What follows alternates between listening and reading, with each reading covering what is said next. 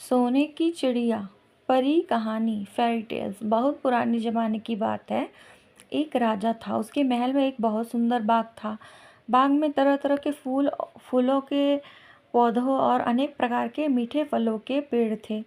लेकिन इस बाग में सबसे आश्चर्यजनक चीज थी एक सेब का पेड़, जिसमें सोने के सेब लगे थे। राजा ने इस पेड़ की देखभाल का खास इंतजाम कर रखा था। जब इसके फल पकते थे तो चौकीदार रात दिन पेड़ का पहरा दिया करते थे ताकि कोई सोने का सेब चुरा न ले। लेकिन एक दिन की बात है कि बाग के माली ने जब सोने के सेबों को गिना तो उसमें से एक सेब गायब था। उसने दौड़कर राजा को खबर दी। राजा फौरन बाग में पहुंचा। उसे यह देखकर बड़ा आश्चर्य हुआ कि देखभाल का इतना पक्का इंतजाम होने पर भी एक सेब किसी ने चुरा लिया। उसने ऐलान किया कि कोई सोने के सेब को चुराने वाले चोर का पता देगा, उसे इनाम दिया जाएगा। सबसे बड़े राजकुमार ने राजा से कहा कि रात में वह पहरा देगा और चोर को पकड़ने की कोशिश करेगा। राजा ने उसको उसकी इजाज़त दे दी। बड़ा राजकुमार रात में पहरा देने लगा, लेकिन 2 घंटे बाद ही उसकी नींद आ गई और वह सो गया। सुबह उठकर जब उसने सेबों को गिना तो वह देखकर चकित रह गया कि रात भर में एक और सेब गायब हो गया था। उसके बाद दूसरी रात को मंझले राजकुमार ने पहरा देने का काम संभाला। उसे भी नींद आ गई और तीसरा सेब चोरी हो गया। राजा बहुत चिंतित था। दरबारियों की भी समझ में नहीं आ रहा था कि क्या किया जाए। जब सब लोग उदास बैठे थे, इतने में सबसे छोटा राजकुमार आया और उसने कहा कि आज की रात मैं पहरा दूंगा और चोर को पकड़ूंगा। राजा इस राजकुमार से खुश नहीं रहता था, वह उसे मूर्ख ही मानता था।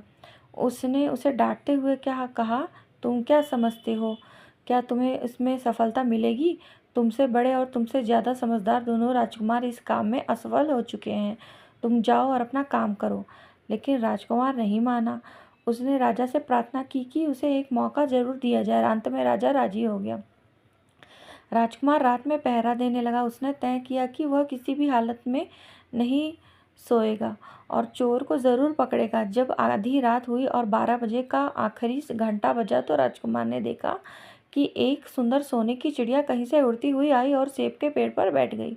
उसने देखते देखते सोने का एक सेब तोड़कर अपनी चोंच में पकड़ लिया। राजकुमार ने फौरन निशाना साधकर तीर चला दिया, लेकिन तीर चिड़िया को नहीं लगा और वो पंख फड़फड़ाकर उड़ गई। वहाँ इतना अवश्य हुआ कि उसका एक सुनहरा पंख टूटकर जमीन पर आ गिरा। दूसरे दिन सुबह राजकुमार ने राजा को सारी बात बता दी और वह सोने का पंख उनके सामने रख दिया। पंख इतना सुंदर और इतना कीमती था कि राजा उसे देखता रह गया। उसने कहा, अगर उस चिड़िया का एक पंख इतना सुंदर है तो पूरी चिड़िया कितनी सुंदर होगी। मैं चाहता हूँ कि उस चिड़िया को कोई पकड़ लाए।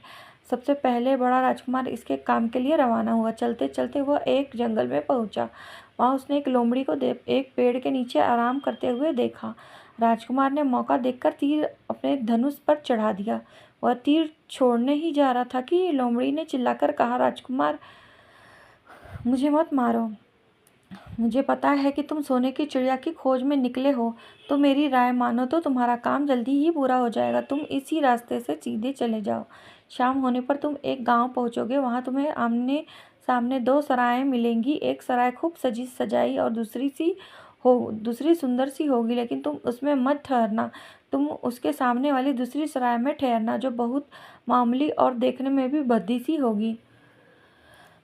ऐसा करने पर दूसरा तुम्हारा काम आसानी से पूरा हो जाएगा। लोमड़ी की बात सुनकर राजकुमार को हंसी आ गई। उसने डांटकर कहा, भाग जा यहाँ से, मुझे तुम्हारी सलाह की ज़रूरत नहीं है। यह कहकर उसने तीर छोड़ दिया, लेकिन लोमड़ी बहुत चालाक थी, वो बचकर निकल भागी। राजकुमार आगे चलता गया। शाम को जब वह एक गांव में पहुंचा तो उसने देखा कि वहाँ सड़क किनारे सचमुच 2 सरायें थीं। उसमें से एक सराय खूब सजी सजाई थी और उसके अंदर लोगों नाचने गाने की आवाज़ें आ रही थी। दूसरी सराय बद्दी सी थी और वहाँ अंधेरा गिरा हुआ था। राजकुमार सजी सजाई सराय में ठहर गया। थोड़ी देर में वह भूल गया कि वह असल में सोने की चिड़िया की खोज में निकला था। उधर जब काफ़ी समय बीत गया और वहाँ राजकुमार नहीं लौटा तो मंझला राजकुमार सोने की चिड़िया की खोज में चल पड़ा। वह भी उसी तरह चलते चलते जंगल में पहुंचा और वहीं लोमड़ी उसे भी मिली। इस राजकुमार ने भी लोमड़ी की बात पर कोई ध्यान नहीं दिया। जब वह शाम को उस गांव में पहुंचा तो राजकुमार की तरह सजी सजाई सराय में ठहरा। वहाँ के नाच गान रंग में मस्त होकर भी वह भी अपना काम भूल गया, यहाँ तक कि उसे घर लौटने की भी सुध नहीं रही। अंत में सबसे छोटे राजकुमार ने राजा से कहा कि मैं सोने की चिड़िया की खोज में जाऊंगा। राजा ने को विश्वास था कि जब उससे बड़े दोनों राजकुमार इस काम में सफल नहीं हुए तो इसे और भी सफलता नहीं मिलेगी। लेकिन उसकी जिद पर राजा ने उसे इजाज़त दे दी। छोटा राजकुमार तैयार होकर सोने की चिड़िया की खोज में निकला। जंगल में उसे भी लोमड़ी मिली। राजकुमार ने लोमड़ी की बात को ध्यान से सुना और लोमड़ी से कहा, ठीक है, तुम जैसे कह रही हो वैसा ही करूँगा। अब तुम जाओ, मैं तुम्हें नहीं मारूंगा। इस पर लोमड़ी खुश होकर बोली, तुम सबसे अच्छे लड़के मालूम होते हो। तुमने मेरी बात का मजाक नहीं उड़ाया और मुझ पर तीर नहीं चलाया। मैं तुमसे बहुत खुश हूँ और मैं तुम्हारी मदद करूँगी। आओ, तुम मेरी पूँछ पर बैठ जाओ, मैं तुम्हें उस सराय तक पहुँचा दूँगी। देखते देखते लोमड़ी की पूँछ काफ़ी बड़ी हो गई और राजकुमार उस पर बैठ गया। उसके बैठते ही लोमड़ी हवा में उड़ने लगी और थोड़ी देर में मैदान और पहाड़ों को पार करके उसी गांव में जा पहुंची। राजकुमार ने उसकी सलाह को मानकर छोटी और पुरानी सराय में ही ठहरना डेरा डाल दिया। वह दूसरी सजी सजाई सराय से दूर ही रहा। दूसरे दिन सुबह उठकर जब वह आगे बढ़ा तो कुछ दूर चलने पर उसे लोमड़ी फिर से रास्ते में मिली। लोमड़ी ने उससे कहा, अब मैं तुम्हें बताती हूँ कि आगे तुम्हें क्या करना चाहिए। तुम सीधे चलो, आगे चलने पर तुम्हें एक बहुत बड़ा किला मिलेगा जिस पर सिपाही लोग पहरा दे रहे होंगे। तुम सिपाहियों से डरना मत और सीधे अंदर चले जाना, क्योंकि वे इस समय सो रहे होंगे। तुम बेधड़क होकर किले में घुसते चले जाना और उनके कमरों को पार करते हुए उस जगह पर पहुँच जाना जहाँ लकड़ी के एक मामूली से पिंजरे में सोने की चिड़िया बंद है। तुम चिड़िया को पिंजरे सहित उठाकर किले से बाहर ले आना, लेकिन एक बात याद रखना, चिड़िया को पिंजरे के पास ही एक बहुत सुंदर सा सोने का पिंजरा भी रखा है। तुम भूल कर भी चिड़िया को उस पिंजरे में मत रखना, मगर तुम उस लकड़ी के पिंजरे में से निकालकर सोने के पिंजरे में रखने की कोशिश करोगे तो बाद में पछताओगे। यह कहकर लोमड़ी ने राजकुमार को फिर से अपनी पूँछ पर बिठाया और थोड़ी देर में ही उसको किले के पास पहुंचा दिया। राजकुमार ने किले का पास जाकर देखा कि सचमुच उसके पहरेदार सो रहे थे। वह बिना डरे सीधा महल में घुस गया और थोड़ी देर बाद वह उस कमरे में जा पहुंचा जहां सोने की चिड़िया एक पिंजरे में बैठी हुई थी। पिंजरे के पास ही सोने की 3 सेब पड़े हुए थे। उन सेबों को देखकर राजकुमार ने फौरन पहचान लिया कि ये सेब उसके पिता के बाग के ही हैं। सोने की चिड़िया इतनी सुंदर थी कि राजकुमार उसको देखता ही रह गया। वह उसको उठाकर लाने ही वाला था कि उसकी नज़र पास के पड़े एक सुंदर से पिंजरे पर पड़ गई। वो पिंजरा बहुत सुंदर था और उसमें तरह तरह के कीमती पत्थर जड़े हुए थे। सोने की चिड़िया के लिए वही पिंजरा ठीक मालूम पड़ता था। राजकुमार लोमड़ी की बात को भूल गया और उसने सोने की चिड़िया को लकड़ी के पिंजरे से निकालकर सोने के पिंजरे में बंद कर दिया। लेकिन नए पिंजरे में आते ही चिड़िया ने खूब जोर जोर से शोर मचाना शुरू कर दिया। राजकुमार पिंजरे को उठाकर कमरे से बाहर भी नहीं निकाल पाया था। बहुत से सिपाही कमरे में घुस आए और उन्होंने राजकुमार को पकड़ लिया और राजकुमार को अपनी भूल का पता चला। उसे याद आया कि लोमड़ी ने उससे क्या कहा था, लेकिन अब क्या हो सकता था। सिपाही उसे खींचकर राजा के दरबार में ले गए। राजा के पूछने पर राजकुमार ने सारी बात बता दी। राजा बोला, तुम मेरे महल में चोरी करने के लिए घुसे थे, मैं तुम्हें माफ़ नहीं कर सकता। तुम्हें फांसी की सज़ा दी जाएगी, लेकिन मैं तुम्हें एक मौका देता हूँ। अगर तुम मेरे लिए सोने का घोड़ा ला दो तो मैं न तो सिर्फ तुम्हें छोड़ दूंगा बल्कि सोने की चिड़िया भी तुम्हें दे दूंगा। राजकुमार को अपनी जान बचाने के लिए राजा की शर्त माननी पड़ी। अब वह सोने के घोड़े की तलाश में निकला। किले के बाहर जाने पर उसने देखा कि लोमड़ी का उसका सारा इंतजाम कर रही है। उसने लोमड़ी को सारी बात बताई। लोमड़ी ने निराश होते हुए कहा, मैं अब तुम्हारी कोई मदद नहीं करूँगी। तुमने मेरी कहने के अनुसार नहीं किया। मैंने जिस तरह से कहा था, अगर तुम उस तरह से काम करते तो इस मुसीबत में नहीं फंसते और सोने की चिड़िया तुम्हें मिल जाती है। राजकुमार बोला, अब इस बार मुझे माफ़ कर दो, मुझसे गलती हो गई। मेरा काम तुम्हारी सहायता के बिना नहीं चलेगा। मुझे राजा ने सोने का घोड़ा लाने के लिए दिया है, वरना वो मुझे फांसी पर चढ़ा देगा। लोमड़ी ने कहा, खैर मैं तुम्हें माफ़ करती हूँ। अब तुम ऐसा करो कि मेरी पूँछ पर बैठकर सीधे चलो। कुछ दूर जाने पर तुम्हें एक दूसरा किला मिलेगा। उसी किले के घुड़साल में तुम्हें सोने का घोड़ा बंधा हुआ मिलेगा। महल के नौकर चाकर सब सो रहे होंगे, तुम चुपचाप से जाना और घोड़े को खोल देना। लेकिन एक बात याद रखना, वहाँ घोड़े के पास ही घोड़े पर कसने के लिए 2 जीनें लगी होंगी। उसमें से एक तो पुरानी चमड़े की जीन होगी और दूसरे सोने की जीन होगी। तुम सोने की जीन को छूना भी मत और उस घोड़े पर पुरानी चमड़े की जीन को कसकर सवार हो जाना और उसे दौड़ाते हुए किले से बाहर ले जाना। राजकुमार ने वादा किया वह ठीक ठाक वैसा ही करेगा। लोमड़ी ने उसको अपनी पूंछ पर बैठाया। कुछ देर में ही वह उसे किले के पास ले जा पहुंची। किले के पास पहुंचते ही लोमड़ी ने उसे नीचे उतारा और फिर वहां से चली गई। राजकुमार सीधा फाटक में किले में घुस गया। अंदर जाकर उसने देखा कि वहाँ के सभी नौकर चाकर सोए हुए थे। थोड़ी ही देर में वह किले की घुड़साल में जा पहुंचा। वहाँ एक सुंदर सुनहरा घोड़ा बंधा हुआ था। राजकुमार ने पास जाकर देखा कि वह घोड़ा सचमुच सोने का था। ऐसा सुंदर घोड़ा उसने सपने में भी नहीं देखा था। उसने आगे बढ़कर घोड़े को खोल दिया। जब वह बाहर निकलने लगा तो उसकी नज़र एक कोने में पड़ी सोने की जीन पर पड़ी। यह जीन बहुत सुंदर थी और उसमें हीरे मोती जड़े हुए थे। उसके पास एक फटी पुरानी चमड़े की जीन भी पड़ी थी। इतने सुंदर घोड़े पर पुरानी चमड़े की जीन कसना राजकुमार को अच्छा नहीं लगा। उसने सोने की जीन उठा ली और घोड़े पर कसना शुरू किया। इतने में घोड़ा जोर से हिनहिना उठा। किले के नौकर चाकर जाग गए। थोड़ी देर में राजकुमार पकड़ लिया गया। राजकुमार को सिपाहियों ने बांधकर अपने राजा के सामने पेश किया। राजा ने सारी बात सुनकर कहा, तुम मेरे घोड़े को चुराने की कोशिश की, इसलिए तुम्हें फांसी की सज़ा दी जाएगी। लेकिन अगर तुमने मेरा एक काम कर दोगे तो मैं तुम्हें छोड़ सकता हूँ। यहाँ से कुछ ही दूरी पर सोने का महल है और उसमें बहुत सुंदर राजकुमारी रहती है। अगर तुम अपनी जान बचाना चाहते हो तो राजकुमारी को मेरे पास ले आओ। तुम्हें इनाम में यह सोने का घोड़ा दे दूंगा। बेचारा राजकुमार वह फिर से एक नई मुसीबत में फंस गया। उसे मजबूर होकर राजा की शर्त माननी पड़ी। अब वह सोने के महल की खोज में निकला। कुछ दूर पर चलने पर फिर उसे वही लोमड़ी मिली। पता नहीं कैसे लोमड़ी को सारी बातें मालूम हो गई थी। वो बोली, देखो तुमने इस बार भी मेरी बात नहीं मानी। मेरी बात मान जाते तो नई मुसीबत तुम्हारे गले नहीं पड़ती। खैर, मुझे तुम पर दया आ रही है, मैं तुम्हारी मदद करूंगी। चलो मैं तुमको सोने के महल के पास पहुंचा देती हूँ। तुम महल के बाहर ही कहीं पीछे छिप जाना। जब उसमें से शाम को राजकुमारी तालाब में नहाने के लिए बाहर आए तो तुम आगे बढ़कर उसका हाथ पकड़ लेना। जैसे ही तुम उसको छुओगे राजकुमारी तुम्हारे साथ आने की राजी हो जाएगी। लेकिन एक बात याद रखना, तुमको तुमको उसको वहाँ से अपने साथ ले आना है। उसे वापस महल में मत जाने देना। वह तुमसे कहेगी कि मैं अपने माता पिता से मिलकर आती हूँ, लेकिन तुम उसकी बात में मत आना, वरना फिर मुसीबत में फंस जाओगी। यह कहकर लोमड़ी फिर से अपनी पूंछ फैला दी और राजकुमार को उस पर बैठ गया। देखते देखते लोमड़ी हवा में उड़ती हुई कुछ देर बाद सोने के महल के पास जा पहुंची। महल के पास पहुंचते ही राजकुमारी एक पेड़ की आड़ में छिपकर बैठ गया। राजकुमार शाम को जब राजकुमारी नहाने के लिए किले से बाहर आई तो राजकुमार ने हिम्मत करके आगे बढ़कर उसका हाथ पकड़ लिया। उसके छूते ही राजकुमारी उसके साथ चलने के लिए तैयार हो गई। वो बोली, राजकुमार तुम मुझे जहाँ चाहे ले जा सकते हो, मैं तुम्हारे साथ चलूंगी, लेकिन मुझे थोड़ी देर के लिए अपने माता पिता से मिलने दो। राजकुमार ने कहा, नहीं, यह नहीं होगा, तुम्हें तुरंत मेरे साथ चलना होगा। लेकिन राजकुमारी रोने लगी। इतनी सुंदर राजकुमारी को रोते देख राजकुमार का मन पिघल गया।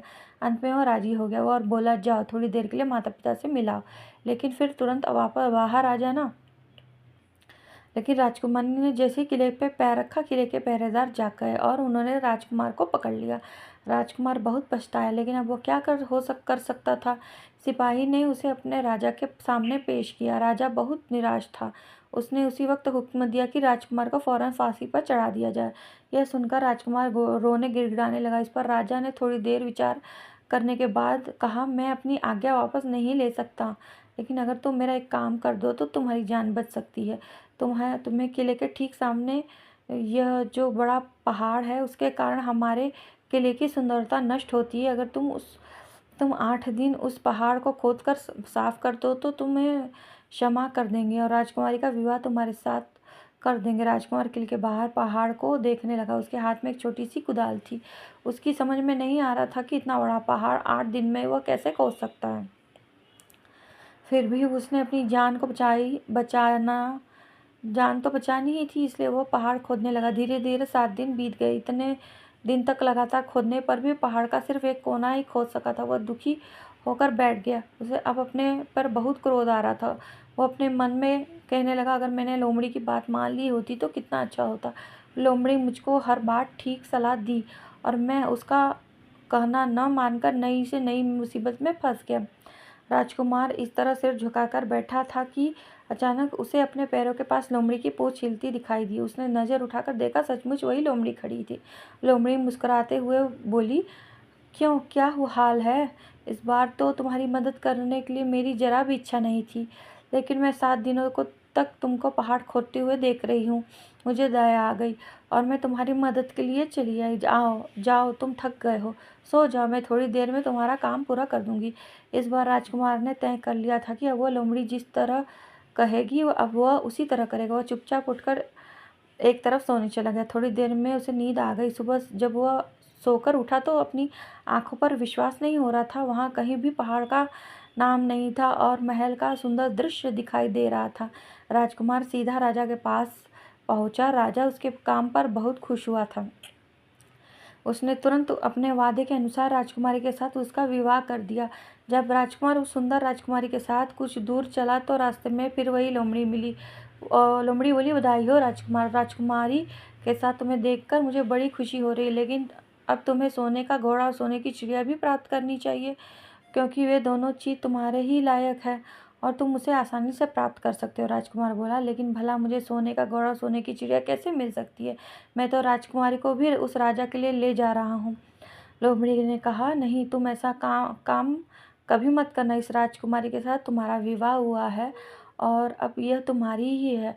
अगर तुम मेरे कहने के अनुसार काम करो तो तुम्हें सोने का घोड़ा और सोने की चिड़िया भी मिल सकती है। तुम पहले इस राजकुमारी को सोने को लेकर सोने के घोड़े पे पास राजा के पास जाओ। राजा खुश होकर तुमको सोने का घोड़ा दे देगा। तुम घोड़े पर सवार हो जाना और सवार होकर उसे विदा लेना। राजकुमारी से तुम सबसे बाद में विदा लेना। जैसे ही तुम राजकुमारी के पास पहुंचोगे तुम उसे हाथ पकड़कर घोड़े पर ऊपर खींच लेना और घोड़े को दौड़ा देना। सोने का घोड़ा इतना तेज दौड़ता है कि दुनिया का तेज से तेज घोड़ा भी उसकी बराबरी नहीं कर सकता है। जाओ, तुम पहले इतना काम पूरा करो, इसके बाद आगे का काम मैं तुम्हें बता दूंगा। मैं तुम्हें वहाँ रास्ते में मिलूंगा। राजकुमार ने ठीक वैसा ही किया जैसे लोमड़ी ने उससे कहा था। जब जब सोने के घोड़े वाले राजा ने जब खुश होकर उसे इनाम में सोने का घोड़ा दिया तो राजकुमार उस पर सवार हो गया और उससे विदा लेना लगा। अंत में वह राजकुमारी को उठाकर घोड़े की तेजी से दौड़ाया को किले के बहुत दूर निकल आया। रास्ते में एक पेड़ के नीचे लोमड़ी उसका इंतजार कर रही थी। उसे देखकर लोमड़ी बोली, शाबाश, अब तुम सोने की चिड़िया भी प्राप्त कर लो। जब तुम सोने की चिड़िया वाले राजा के पास पहुंचोगे तो वह उस घोड़े को देखकर बहुत खुश होगा। तुम उससे कहना कि पहले सोने की चिड़िया का पिंजरा मेरे हाथ में दे दो, तब मैं यह घोड़ा तुमको दूंगा। जब वह पिंजरा तुम्हारे हाथ में लाए तो तुम पिंजरा उसके हाथ से छीन लेना और घोड़े को दौड़ा देना। बस ऐसा चिड़िया तुमको मिल जाएगी और तुम्हें कोई पकड़ भी नहीं सकता। इस बार भी राजकुमार ने वैसा ही किया। वह राजकुमारी के साथ घोड़े पर बैठा और राजा ने उसके हाथ में सोने की चिड़िया का पिंजरा दिया और तो उसने देखते ही देखते एड़ मार दी और सोने का घोड़ा हवा में बातें करने लगा। कुछ दूर चलने पर लोमड़ी उसे मिली और राजकुमार से कहा, तुमने मेरी बड़ी मदद की। तुम्हारी वजह से मुझे न सिर्फ सोने की चिड़िया मिली बल्कि सोने का घोड़ा और इतनी सुंदर राजकुमारी भी मिल गई। बताओ, मैं तुमको क्या इनाम दूँ? मैं तुमको कुछ न कुछ ज़रूर देना चाहता हूँ। लोमड़ी ने कहा, अगर तुम खुश हो तो मेरा एक काम कर दो, तुम एक तीर चलाकर मुझे मार दो। उस समय तुम यही सबसे बड़ा काम मेरे लिए कर सकते हो। राजकुमारी ने कहा, भला यह कैसे हो सकता है? तुमने मेरी इतनी मदद की है और मैं बदले में तुम्हें मार दूंगा ही, मुझसे यह नहीं होगा। यह सुनकर लोमड़ी बड़ी दुखी हुई और वह बोली, अगर तुम मेरा यह काम नहीं कर सकते हो तो फिर ठीक है, जाओ, लेकिन मैं तुम्हारी भलाई के लिए ही कह रही हूँ कि तुम दो बातें ज़रूर याद रखना। एक तो तुम किसी कुएं की दीवार पर मत बैठना और दूसरे तुम ऐसे लोगों के लिए धन मत खर्च करना जिन्हें फांसी मिलने वाली हो। राजकुमार बोला, भाई तुम भी अजीब हो, तुम्हारी बातें मेरी समझ में ही नहीं आती। भला मैं कभी कुएं की दीवार पर क्यों बैठूंगा और ऐसे आदमियों पर धन क्यों खर्च करूंगा जिनको फांसी दी जाने वाली है?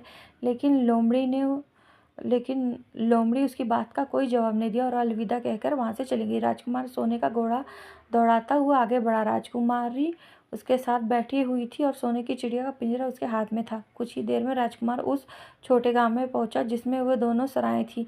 गांव के लोग और ख़ास तौर पे बच्चे उसको देखने के लिए बाहर निकल आए। सोने के घोड़े पर इतने सुंदर राजकुमार के साथ बैठी एक राजकुमारी को देखकर सभी लोग चकित थे। इतने में राजकुमार ने देखा गांव के बगीचे में एक जगह बहुत से लोग जमा हैं और कुछ शोर हो रहा है। राजकुमार के पूछने पर लोगों ने बताया कि वहाँ 2 आदमियों को फांसी देने की तैयारी हो रही है। राजकुमार इधर ही चल पड़ा।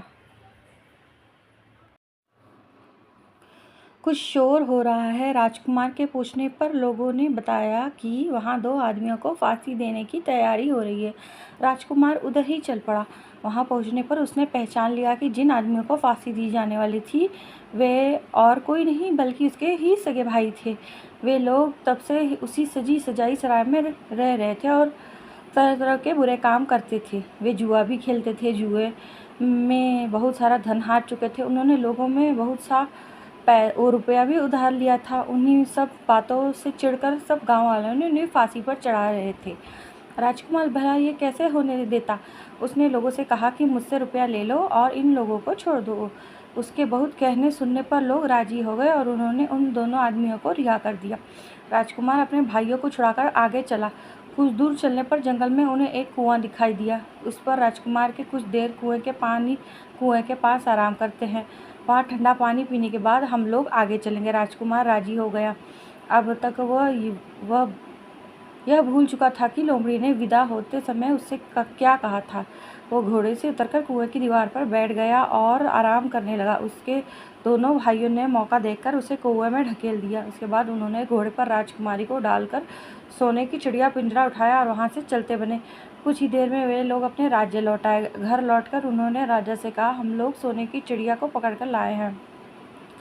इसी चिड़िया ने हमारे बाग में सोने के सेब चुराए थे।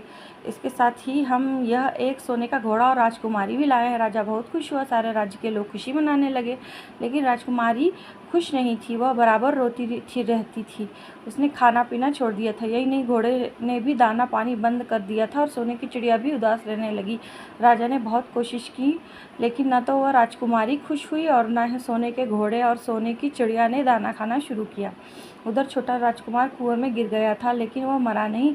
कुआं बहुत गहरा था लेकिन उसमें पानी बहुत थोड़ा था। वह कुएं में बैठा बैठा अपने भाग्य को कोसता रहा। अब उसे फिर भी उसी लोमड़ी की याद आई और वह पछताने लगा कि अगर मैंने उसका कहना मान लिया होता तो मैं मुसीबत में न फंसता। राजकुमार ने जैसे ही लोमड़ी को याद किया, लोमड़ी ना मालूम कैसे कुएं के मुंह पर आ पहुंची और बोली, देखो राजकुमार, मैंने पहले ही तुम्हें समझाया था कि किसी कुएं की दीवार पर मत बैठना और ऐसे आदमियों की मदद मत करना जिन्हें फांसी दी जाने वाली हो, लेकिन तुम नहीं माने। खैर चलो, अब आखिरी बार मैं फिर तुम्हारी मदद किए देती हूँ। लो, मेरी पूँछ पकड़कर कुएं से बाहर निकल आओ। यह कहकर लोमड़ी ने अपनी पूँछ कुएं में लटका दी। देखते देखते पूँछ इतनी लंबी हो गई कि कुएं के पैंदे में पड़े राजकुमार के पास तक जा पहुंची। राजकुमार उसे पकड़कर कुएं से बाहर निकल आया। लोमड़ी ने उससे कहा, जाओ, अब तुम अपने घर जाओ, लेकिन जरा होशियार रहना। तुम्हारे भाई तुम्हारी जान के दुश्मन हैं। वे लोग जरूर तुमको ढूंढ रहे होंगे। राजकुमार घर की ओर चल पड़ा। अपने राज में पहुंचने पर उसे एक भिखारी मिला। भिखारी को अपने सुंदर कपड़े दान में दे दिए और उसके भद्दे पुराने कपड़े पहन लिए। इस तरह भेष बदलकर वह अपने किले में जा पहुंचा। वहां उसके पहुंचने पर एक बड़ी आश्चर्यजनक बात हुई। सोने का घोड़ा खुशी से नहाने लगा और दाना खाने लगा। सोने की चिड़िया भी अपने पिंजरे में खुशी से फुदकने लगी और गाना गाने लगी। राजकुमारी ने अपनी आंसू पोंछ डाले और वह खुशी दिखाई देने लगी, लेकिन राजा की समझ में कुछ नहीं आया।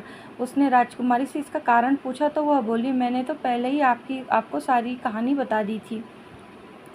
आपके बड़े और मझले राजकुमार ने छोटे राजकुमार के साथ धोखा किया है। उन्होंने आपको भी धोखा दिया है, लेकिन अब आपका छोटा राजकुमार यहाँ पर आ पहुँचा है, इसलिए मुझे बहुत खुशी हो रही है। उसी के साथ मेरी शादी हुई है और मैं उसके साथ ही सुखी रह सकती हूँ। फिर उसने मैले कुचेले कपड़े पहने एक आदमी की ओर इशारा करते हुए कहा, वह रहा आपका छोटा राजकुमार।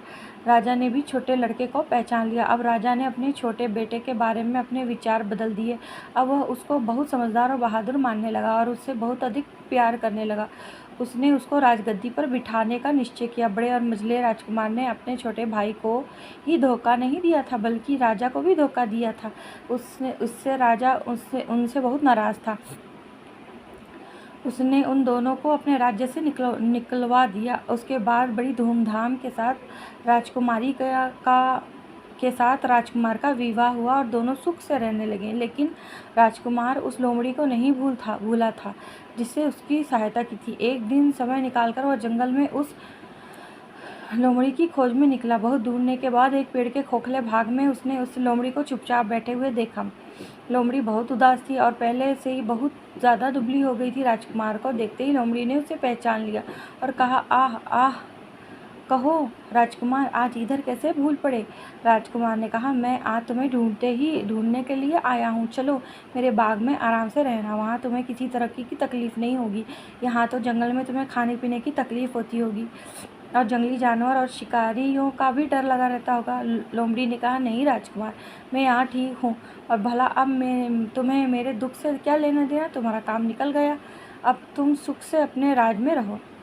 राजकुमार बोला, नहीं, तुमने मेरा बड़ा उपकार किया है। मैं तुम्हें इनाम देना चाहता हूँ और अपने साथ ही रखना चाहता हूँ। राजकुमारी भी बहुत खुश होगी, वह भी तुमसे मिलना चाहती है। लोमड़ी बोली, अगर तुम सचमुच मुझे इनाम देना चाहते हो तो मेरा एक काम कर दो। मैंने तुमसे पहले भी कहा था कि तुम तीर चलाकर मुझे मार दो, इसी से मेरा लाभ होगा। असल में मैं एक जादूगर ने मुझ पर जादू कर रखा है। मैं लोमड़ी नहीं हूँ, मुझे उसके जादू के प्रभाव से लोमड़ी के रूप में रहना पड़ रहा है। मैं तो इसी देश का राजकुमार हूँ जहाँ की राजकुमारी से तुम्हारा विवाह हुआ है। असल में वह राजकुमारी मेरी छोटी बहन है। अगर तुम तीर चलाकर मुझे मार दोगे तो इस जादू से मुझे मुक्ति मिल जाएगी और मैं फिर अपने देश लौट सकूँगा। राजकुमार को यह सुनकर बड़ा आश्चर्य हुआ। उसने फौरन अपने धनुष पर तीर चढ़ाया, लोमड़ी की ओर छोड़ दिया। तीर लगते ही लोमड़ी मर गई और उसमें से एक सुंदर सा राजकुमार निकल आया। फिर दोनों राजकुमार आपस में गले मिले। इसके बाद दोनों राजकुमार वापस महल में लौट आए। वहाँ राजकुमारी अपने भाई से मिलकर बहुत खुश हुई।